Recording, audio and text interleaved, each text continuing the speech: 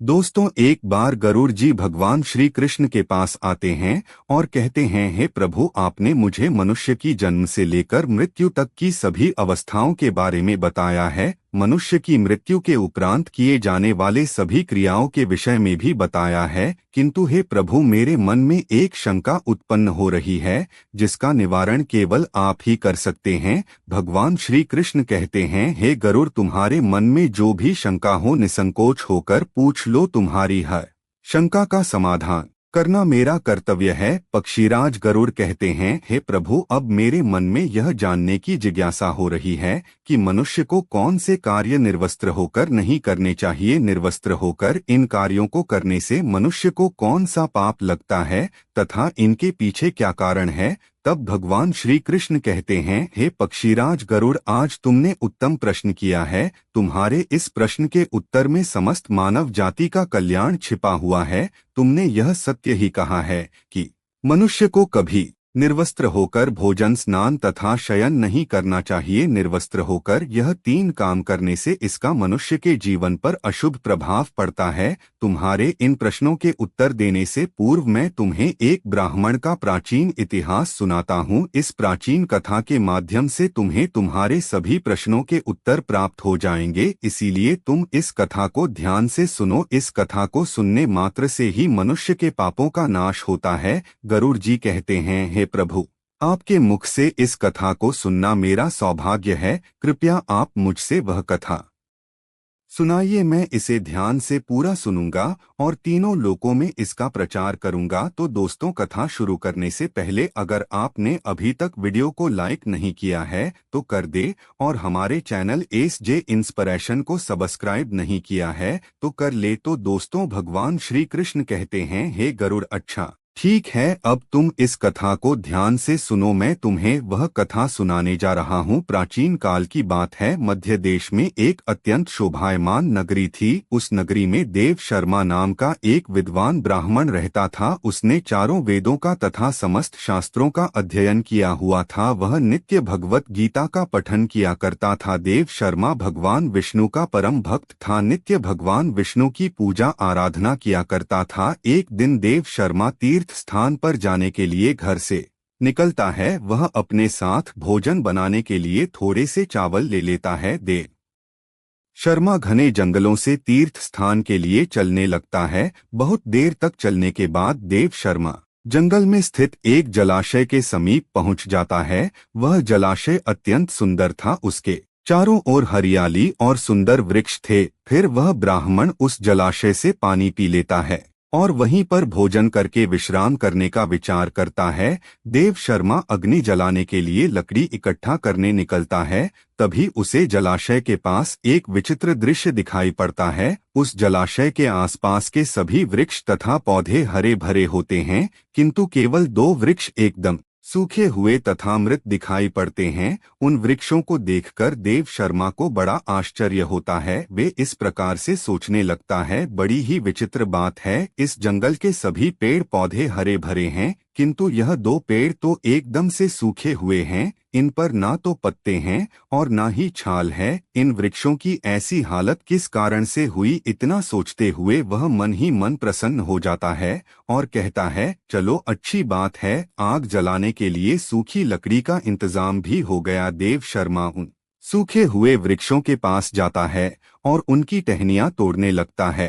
तो अचानक उन वृक्षों से एक आवाज आती है, रुक जाओ ब्राह्मण, रुक जाओ, यह क्या अनिष्ट कार्य कर रहे हो। उस आवाज को सुनकर देव शर्मा चौंक जाता है और इधर-उधर देखने लगता है और कहता है, कौन है, कौन आवाज दे रहा है। यहाँ पर तो मुझे कोई नहीं दिखाई पड़ रहा है। तुम जो कोई भी हो सामने आकर बात करो। फिर से एक बार आवाज आती है, हे ब्राह्मण देवता, हम तुम्हारे सामने ही हैं, आप ही हमें देख नहीं पा रहे हैं। देव शर्मा कहता है, हे भाई, तुम कौन हो और मेरे सामने कहाँ पर खड़े हो, मुझे तो कुछ भी दिखाई नहीं पड़ रहा है। फिर से वह आवाज आती है, हे ब्राह्मण देवता, आप जिस वृक्ष की टहनी तोड़ रहे हैं, मैं वह वृक्ष बात कर रहा हूँ, किंतु आप मुझे पहचान नहीं पा रहे हो। ब्राह्मण घबरा जाता है और इधर-उधर देखने लगता है तो उसकी दृष्टि उन दो पेड़ों पर पड़ती है। वह देखता है कि वे पेड़ मनुष्य की वाणी में बात कर रहे हैं। इस विचित्र घटना को देखकर देव शर्मा को बड़ा आश्चर्य हो जाता है।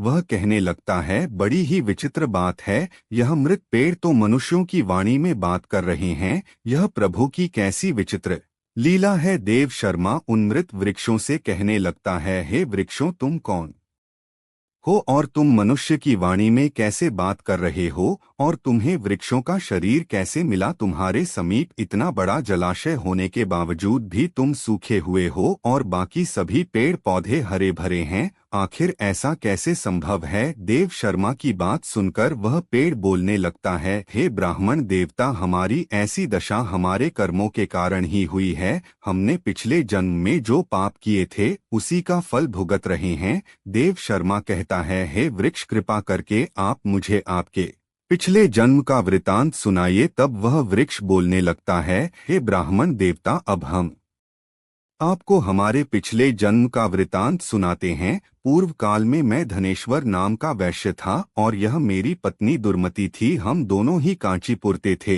मेरा स्वभाव अत्यंत दुष्ट और क्रूर था। मैं लोगों को ब्याज देकर धन कमाया करता था। मेरी पत्नी भी अत्यंत क्रूर और दुष्ट स्वभाव की थी। उसने कभी अपने द्वार पर आए अतिथियों का सम्मान नहीं किया। हमने कभी दान धर्म भी नहीं किया। सदैव ही दीन और गरीब लोगों को सताया करते थे। उस समय हमारी कोई संतान नहीं थी। हम दोनों ही संतान सुख प्राप्ति के लिए भोग विलास किया करते थे।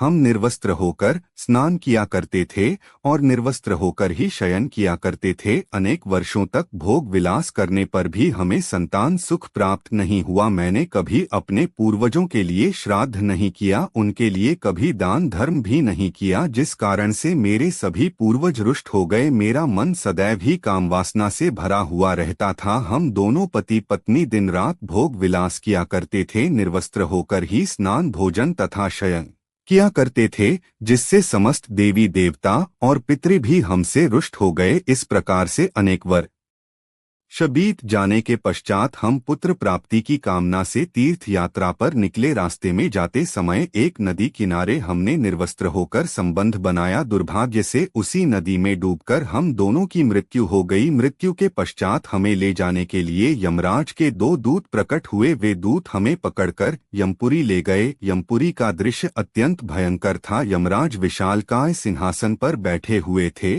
और उनके पास चित्रगुप्त बैठे हुए थे, जो यमपुरी में आए हुए प्राणियों का लेखा जोखा निकाल रहे थे।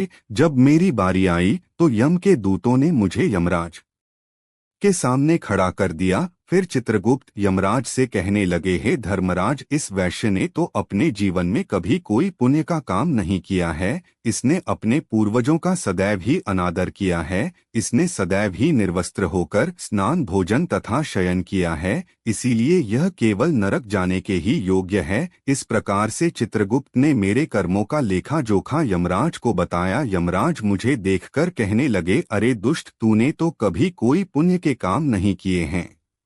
तूने सदैव ही निर्वस्त्र होकर स्नान करके वरुण देवता का अपमान किया है। निर्वस्त्र शयन करके तूने अपने पूर्वजों को अपमानित किया है तथा निर्वस्त्र भोजन करके तूने अन्न का भी अपमान किया है, इसीलिए तुझे नरक में ही डाल दिया जाएगा। इस प्रकार से यमराज ने अपने दूतों को आज्ञा देकर मुझे नरक में डाल दिया। मेरे पश्चात मेरी पत्नी को यमराज के सामने लाकर खड़ा किया गया। उसे देखकर चित्रगुप्त ने कहा, हे धर्मराज, इस पापी स्त्री ने भी अपने पति की तरह कोई पुण्य का काम नहीं किया है। इसने भी निर्वस्त्र होकर ही स्नान भोजन तथा शयन किया है। इसने समस्त देवी देवताओं और पितरों का अपमान किया है, अतः यह भी नरक जाने के ही योग्य है। इस प्रकार से यमराज ने हमारे पाप कर्मों को देखते हुए हम दोनों को ही नरक में डाल दिया। नरक में सजा भुगतने के पश्चात हमें वृक्ष का शरीर प्राप्त हुआ। जैसे जैसे हम बड़े हुए हमारे सारे पत्ते भी गिर गए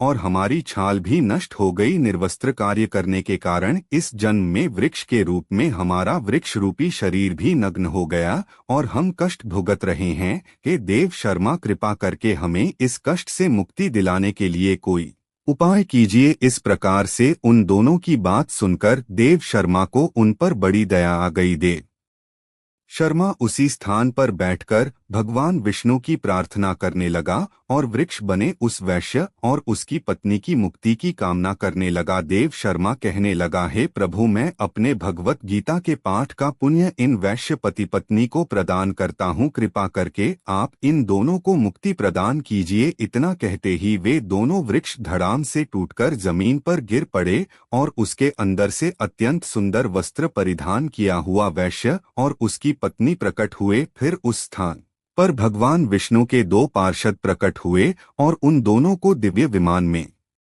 बिठाकर दिव्य लोक को चले गए। इस प्रकार से भगवत गीता के पढ़ने का पुण्य प्राप्त करके वह वैश्य और उसकी पत्नी दोनों को ही मोक्ष की प्राप्ति हुई। भगवान श्री कृष्ण कहते हैं, हे पक्षीराज, मनुष्य को कभी भी निर्वस्त्र होकर भोजन, शयन और स्नान नहीं करना चाहिए। निर्वस्त्र स्नान करने से जल के देवता वरुण का अपमान होता है। निर्वस्त्र भोजन करने से अन्न की देवी माँ अन्नपूर्णा का अपमान होता है और निर्वस्त्र शयन करने से समस्त पितृगण रुष्ट हो जाते हैं। इसीलिए मनुष्य को निर्वस्त्र होकर यह तीन काम नहीं करने चाहिए। तो दोस्तों, इस प्रकार से भगवान श्री कृष्ण ने गरुड़ जी को महत्वपूर्ण ज्ञान दिया है। आपको यह कथा कैसी लगी कमेंट करके अवश्य बताएं। जानकारी अच्छी लगी तो वीडियो को लाइक जरूर करें और कमेंट में जय श्री कृष्ण अवश्य लिखें। साथ ही चैनल को सब्सक्राइब करें और हम आपको कल फिर मिलते हैं दोस्तों एक नई कहानी के साथ। तब तक आप अपना ख्याल रखें। धन्यवाद दोस्तों।